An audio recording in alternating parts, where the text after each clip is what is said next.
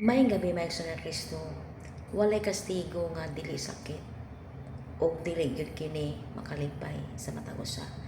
Ang pulong sa Ginoo ng ingon diri sa Hebreo chapter 12 verse 11 atong basahon maigsoon, walay kastigo nga dili sakit ug dili gayud kini makalipay.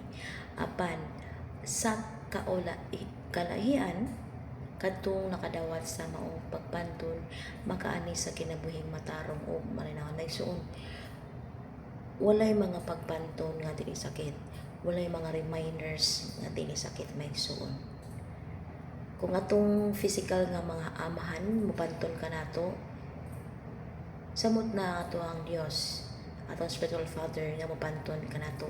Kay nga naman igsoon, ang atong Dios dili siya tugot o di siya gusto nga iyang mga anak malaglag o maadto sa kalautan. Busa kung nakasinati ka pagpantun, kung nakasinati ka og mga reminder sa Ginoo, ayaw kini subo, ayaw kini ikasuko. Kay nga naman kini gyud makaayo makalipay gyud kanimo sa kaulihan maigsoon, makadawat ka og ganti kalipay kung ikaw aduna kay kasing-kasing hunahuna dungog nga maminaw sa pagpantun sa Ginoo.